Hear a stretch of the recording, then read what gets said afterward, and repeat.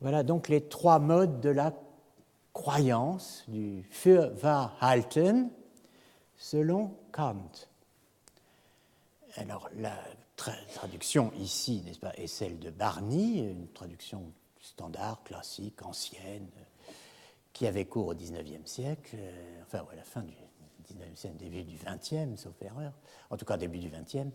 La croyance, Fürwahrhalten, est un fait de notre entendement susceptible de reposer sur des principes objectifs.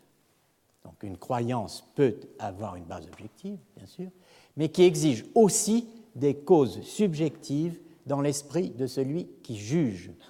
Donc il n'y a croyance que là où il y a principe objectif et cause subjective.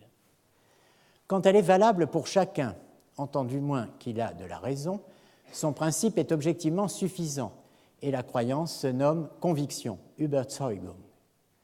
Si elle n'a son fondement que dans la nature particulière du sujet, elle se nomme persuasion, Überredung. Je suis persuadé que ne signifie pas je suis convaincu que. Être convaincu, c'est avoir une base objective pour affirmer ce que l'on affirme. En être persuadé, c'est n'avoir qu'une base subjective. La persuasion est une simple apparence, Schein. Parce que le principe du jugement, la persuasion est trompeuse, n'est-ce pas ?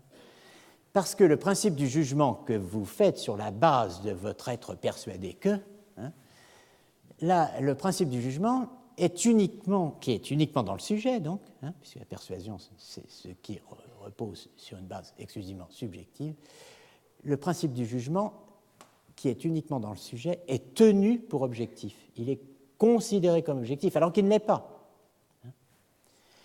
Un jugement de ce genre, qui n'a pour base que la persuasion, c'est-à-dire une modalité purement subjective de la croyance du sujet, un jugement de ce genre n'a qu'une valeur individuelle, ne vaut que pour l'individu qui est persuadé, et la croyance,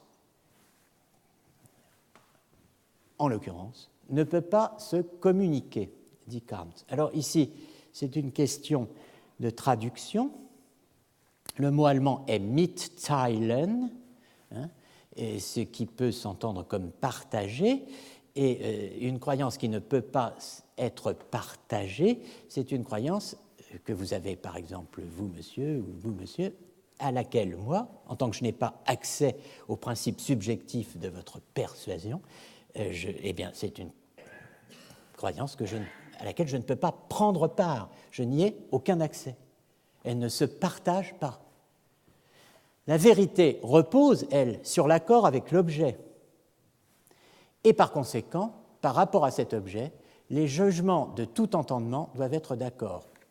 Bel adage latin, consentientia uni tertio, consentiunt inter se. Ceux qui s'accordent sur un tiers s'accordent entre eux. On ne peut pas s'accorder directement entre soi. On s'accorde avec l'autre sur quelque chose, sur un tiers, uni tertio. Cet autre, c'est l'objet, et il faut être d'accord sur l'objet pour pouvoir s'accorder entre soi.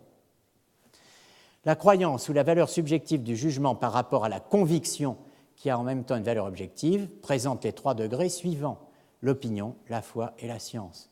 L'opinion est une croyance qui a conscience d'être insuffisante. Plus exactement, en allemand, l'opinion est une croyance qui est accompagnée d'une conscience d'insuffisance, aussi bien subjectivement qu'objectivement. On n'en sait pas assez, et on le sait. On n'est pas obligé de le reconnaître. Mais, voyez, alors, l'opinion est une croyance qui a conscience d'être insuffisante, aussi bien subjectivement qu'objectivement. Si la croyance n'est que subjectivement suffisante, et si elle est en même temps tenue pour objectivement insuffisante, elle s'appelle foi. Enfin, la croyance suffisante, aussi bien subjectivement qu'objectivement, s'appelle science, savoir, Wissen. La suffisance subjective s'appelle conviction pour moi-même, et la suffisance objective, certitude pour tout le monde. Je voudrais graver ça au-dessus de toutes les cheminées d'éditorialistes. Bon, notamment avec le commentaire de Kant, je ne m'arrêterai pas à éclaircir des concepts si clairs. Je pense qu'on passerait un an à essayer d'expliquer ça à l'heure actuelle dans certains